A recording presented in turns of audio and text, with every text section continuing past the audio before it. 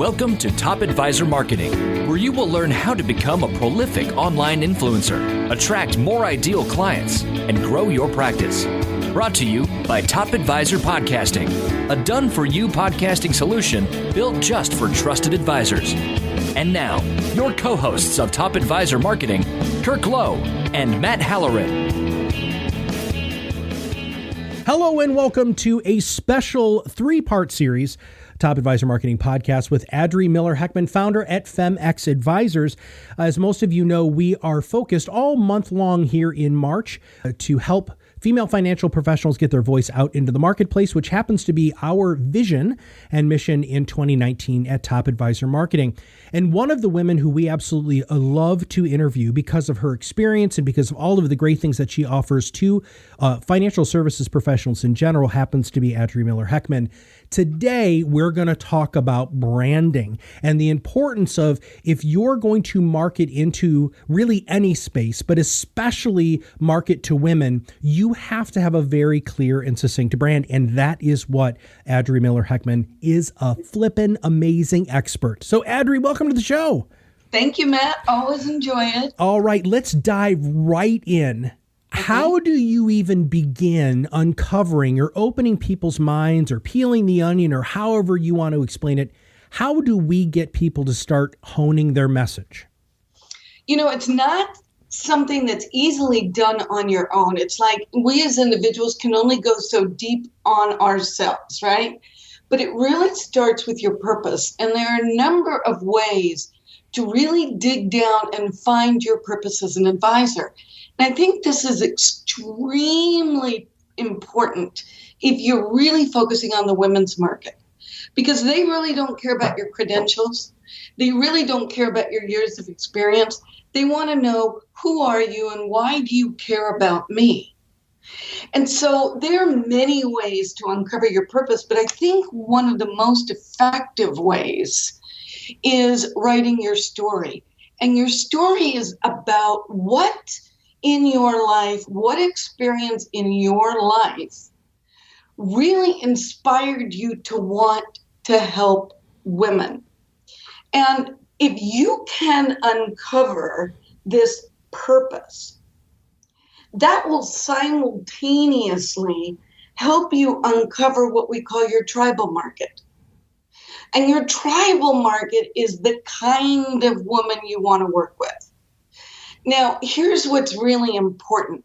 Financial advisors, as we're building their brand and really peeling the onion back to find this tribal market that matches their purpose, they think, well, this is the only kind of woman I'm going to attract. And that can't be further from the truth. So I just want to get that off the table here. When you can really zero in on your tribal market, it triggers a passion in you. And there's a philosophy that says belief plus emotion can move mountains. And so when you uncover your purpose and you know who your purpose is really designed to help, that triggers a belief in you that then turns into passion. And it doesn't matter who you're talking to, they're going to sit up and listen like they've never listened to you before. So I think that's really the first step. Can you do it on your own? You know, I was talking to a woman today and a couple gentlemen this last month that joined our program, and they said, I've been playing around with this for years, and I realized I can't keep playing with it. I'm losing valuable time. And so you really need to work with somebody like, you know, Kurt at Top Advisor Marketing, or for me, when it's focused on women, you need help. That's the bottom line. Okay, I've heard this, and I know you have too, and this could just make people not be a good candidate for this, but when I've asked some of those similar questions, and I've never been a branding person, but, you know, it was always part of my discovery process when I was a coach, when I would ask them questions about what they're passionate about so that I could help them figure out their target market. What happens when somebody says, Adri, well, I don't have a great story, or help us teach our listeners how to pull that out of themselves a little bit more, please. So typically there are 4 different sources of a story. And if you are truly, authentically, you have a desire to empower women, right? Then there is something that you experienced. So the first and the most common would be maybe an experience in childhood. So my story, and I used it with every single person I spoke to, was when I was growing up, I was one of 6 kids. And my dad, who was an attorney, was a really smart investor. And he really studied the markets, and he met with the financial advisor. And he always encouraged my mother to get involved because he really did want her to know how to handle things when he passed away. When she finally went and met with the advisor, because she couldn't understand yield and PE ratio, which my father felt was absolutely essential to investing, the whole experience made her feel stupid and incapable. And I remember as a young girl watching and listening to these conversations, and I saw my mother retreat further and further and further, thinking and convincing herself that she just couldn't understand this stuff. But here's a woman that was making life-altering decisions for 6 kids and her husband every single day. And so when I became a financial advisor, I was determined to really help every woman like my mother, who was smart and totally capable, but really needed a different way and a different experience working with a financial advisor that encouraged and supported her desire to really feel in control of her financial life. Now, that's a sample, and so many advisors have an experience about their mom, a single mother, or the father died young and she had no clue. Another experience could be something that you experienced as an adult. So, for example, there are many women financial advisors, and to be honest with you, this is amazing to me, who come into this business as a second career. They're recruited by another financial advisor or someone they know because they went through a horrible divorce. They had no clue about money. And in their journey to getting their life back and studying the markets and quizzing their financial advisor, they end up getting into the business. And what's interesting is they have personal experience about what can happen when you blindly trust your partner to manage it all. It's not about trust. It's about really owning an important aspect of your life. So that's another scenario. Another one might be you have a family member. It might be your aunt or your grandmother that you watched go through becoming a widow. It doesn't matter. And then the fourth one could be, there are a lot of financial advisors I work with, especially men, who for 30 years have seen this pattern of behavior and they've just decided they've had enough. They want every woman involved because they have had so many women who would not get engaged and end up coming back to them with a deer in the headlights and never absorbed anything in all those years. So these are really the 4 biggest sources.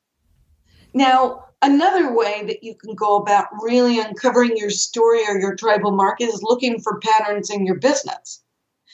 But as with a current client that I'm working with, the pattern, because all his business came from referrals over a long period of time, there is no pattern. There is no pattern in who was referred to him. So we can't go there. And that's why we're looking at creating a story. And even some people, that story, you're listening to this podcast right now, some of you, and going, I know my story. I know it like that. Whereas, like the advisor I'm working with right now, it's not coming quickly.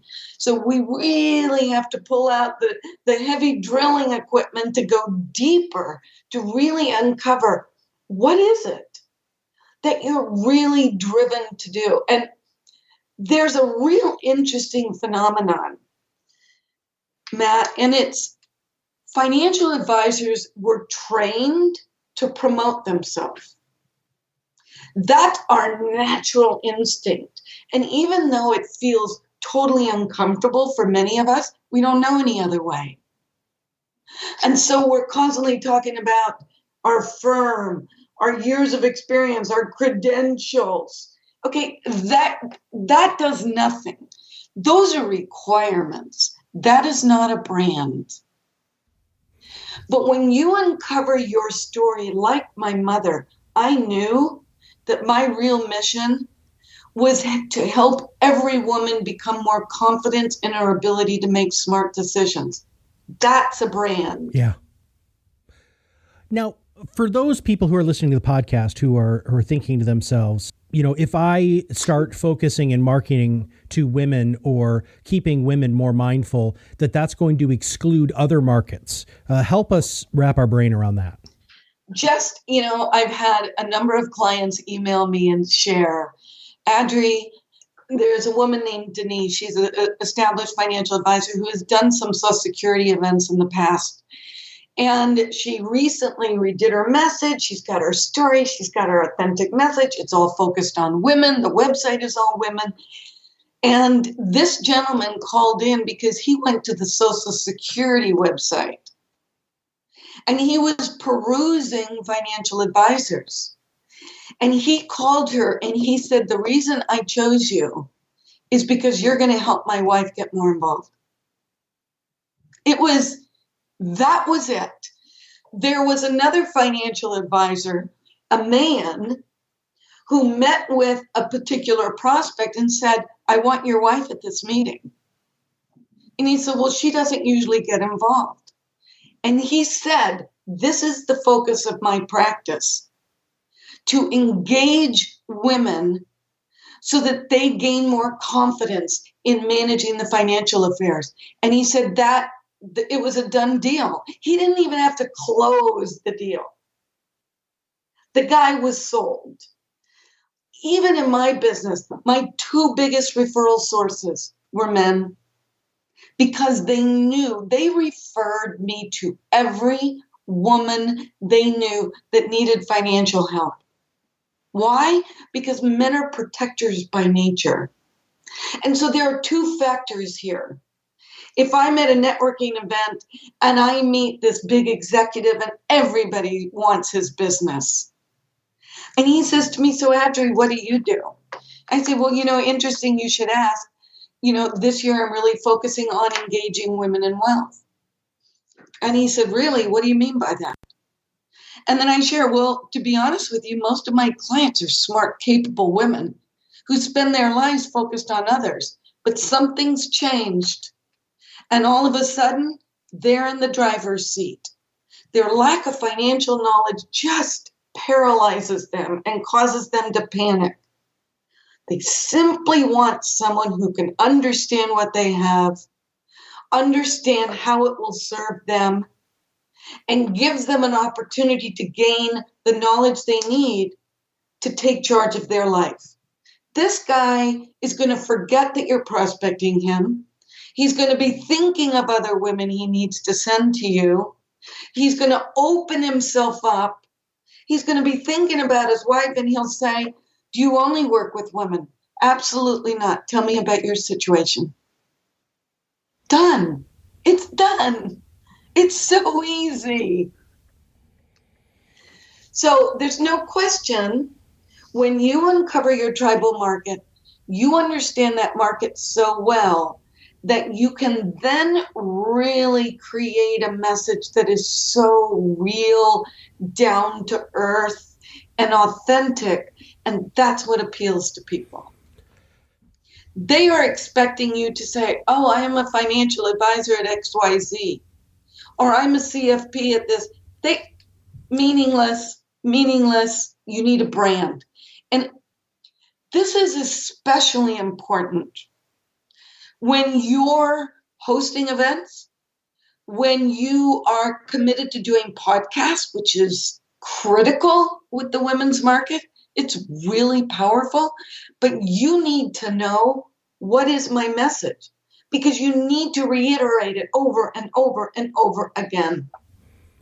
I love the idea of practice. And I think that goes unsaid a lot of times. When you're about to get in front of a group of people at a networking event, or you're doing an educational workshop, it's game time, right? You should have game face, game brain, game preparation. You should have practice. You should have plays. If somebody says this, I'm ready to say this. This is, you're a professional. And it's time, and it's going to sound harsh, but it's time to really start acting like one. And if you look at professionals, there's a couple of things that they all have. One, they know what they do. Oh. Number two, they also have a freaking coach. And if you look at super duper high performing professionals, they even have multiple coaches. Like professional athletes will have a strength coach, a flexibility coach, a PR coach, a speech coach, a shooting coach, right? They have all of those. And so many people just think that they can rely on their own natural charisma. That's going to take you so far. But if you truly want to get to where Adri's talking about, you have to put the time in. You have to practice. And I used to talk about, Adri, and tell me if this is a bad idea, because it could be a horrible idea. And I did this for years, and now I'm going to look back on it and be like, holy crap. But I used to use what I referred to as the teenager test. If I could tell a teenager, it's usually family members, because if you walk up to a teenager on the street, they run away because you're a freak. But if you ask a teenager, or if you say to a teenager, I want to explain to you what I do, and I want you to tell me if you understand it. If you can convince a 13-year-old girl, that or not convince, explain what you do and they get it, what do you think about that? Oh, I'm totally in agreement with you. And you may even take the age down lower. So, for example, I was working with this advisor where I have to bring out the heavy drilling equipment. And I'm like, so when this woman, Cheryl, came in to meet with you, and you said, Cheryl, why are you here? What did she say?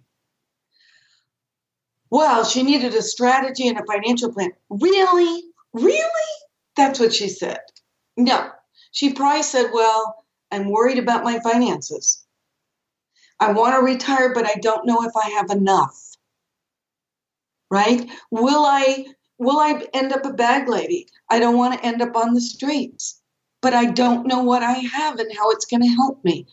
That's regular language. You cannot use language in financial speak. And I will tell you that everything I do with the financial advisors, I'm not changing what they do.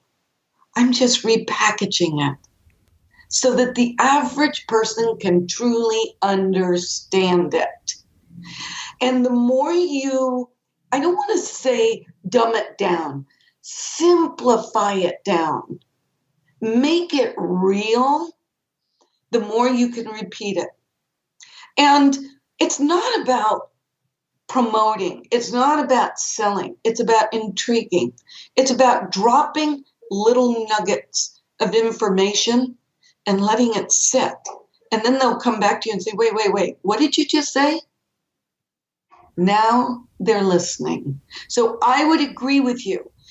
You go into a middle school class, and if you're drowning them, you don't know what you do in the average person's language. That's the way we need. And you know what, Matt? It's not women alone that want that. Men don't understand what the hell you're talking about either. Absolutely. But it's their egos will not let them say, oh, could you explain the efficient frontier? Could you explain asset allocation? They're not going to ask. Women just retreat. Right. And now you've lost her. Yeah. Here's what's really important. I was just writing an article and it was about the Super Bowl. And on the Super Bowl, there was a commercial with Serena Williams. And it was a powerful commercial. And it was about women. And what it told me is those commercials cost $125,000 a second. And the women's movement is so strong right now that they're willing to spend so many millions and paying for Serena Williams. It was amazing. And it told me I have never seen in all the years, 15 years of coaching advisors on focusing on women, I have never seen momentum like we've got going right now. And for advisors that don't jump on board, it's too late. Well, let me ask you this. What happens if an advisor has done a very poor job in the past and they wake up and they have that wonderful epiphany that we're hopefully trying to force them to have right now? Can they get it back? Can they go back and re-engage this a women's audience, the spouses of their people who they've been freaking focusing on? How do they do that, and can they do that? So women are the most forgiving creatures, right? In the old days, if you stood in front of a group of women and you fumbled, they would feel sorry for you. They wouldn't criticize you. In any time I had to change something or I made a mistake, they are amazingly forgiving when you're honest and open. So the first thing for an advisor is to focus on retention, because that's the biggest risk. As women are stepping up, they're going to expect more from their financial advisor. And if you're not delivering, but this other female advisor down the road is, you're going to lose her. No question about it. The second thing is, how do you attract them? And many financial advisors, especially men, and this is a compliment to them. If you're a man and you go, I have no clue what I'm entering into here. I care about women. I want to help women, but I don't know what to do. And that's a good thing. That says that you realize you need some help, but you're willing to commit to that. And so what we've done is really create a process and a model that is so step by step that we walk you through it. So if you think about it, in the old days, you were taught how to sell, how to present, how to invest money, how to do everything and make the client feel comfortable. Well, in the old days, it was all about men. That's it. So we learned it then, and women advisors had to learn that model. But guess what? The market is shifting. And now we need to learn a new model that works for women. And to be honest with you, what that's going to do is swing that pendulum from the good old boy side over to the women's side, which will bring it back to gender balance. And that's where you will create a practice, a message, a brand that lasts forever. I told a client today, I said, the FemX model is a compounding model. It builds and builds and builds and builds to the point where all you're getting are people calling in, yeah, I've heard about your women's program and I need some help. But you cannot build it without really doing the work to drill down, to find your purpose, to build your brand with your tribal market, your compelling message, your process that works for women, and then use that theme, right? You will always come up with a theme to use in your podcast, in your events, in your introduction, on your website. It all needs to say the same thing. I listen to Oprah's podcast from time to time, and I can hear her theme. And she always says, I believe that the best thing you can give yourself is time. And then she goes on a little bit about time, but I can hear it. It is so consistent. And so what if you had a podcast and you said at the beginning, I believe that when you as a woman become confident with your money, you feel more in control of your life. Adri, if somebody hears this and says, okay, you know what? Yep. It's about time that I pulled my head out of the nether regions and I need to figure this out. What is the best way for our listeners to get in touch with you? I would go to www.femXadvisor.com and go to contact or go to the coaching and set up a strategy call with me. I don't know if I can help them, right? Everybody's in a different place. And sometimes, it's interesting. In one of the calls I did recently, I talked about there are dippers, waders, and divers. Well, the dippers are voyeurs. The dippers are listening to this. They love the idea, the concept, but you know what? Until that path has been carved out and it's, there are no weeds on it and it's asphalted, they're not going there. The waders are going to slowly work them through. They're going to take it one step at a time, implement one or two of the things that we teach, get comfortable, then move forward, splash themselves, get real comfortable, and then eventually they'll submerge themselves. And then there are the divers. They're going to walk through the clearing. They're hot, sweaty. They see that lake. They don't care. They're going to climb to the top of the closest rock, 50 feet above the water and dive. Because they're going in. They're full in. It's the waders and the divers that are really going to carve the path and be the leaders in the women's space. You want to get in before it's too late and time is running out. We will make sure that we have links to that contact page and the coaching section in our show notes. Adri, thank you very much for part one of a 3-part section on how you can go ahead and be just overall a better marketer to women in this year and many, many years to come. So thanks for being on the show. Thanks for having me. If you have not subscribed to the podcast, click that subscribe now button below. Most of you have heard me say this a number of times. And also, please take a moment to rate and give us a review. We would truly appreciate that also. For Adri Miller-Heckman, founder at femXadvisor, and all of us here at Top Advisor Marketing, we'll see you on the other side of the mic very soon. Are you ready to change the way you communicate with your clients? Are you tired of being the best kept secret in your area? Learn how to become a prolific online influencer, attract more ideal clients, and grow your business. Contact us today and see what the power of podcasting can do for your business. Click on the Contact Us link on our website at topadvisormarketing.com and set up a call to learn more. Follow us on LinkedIn and Facebook for more updates and information.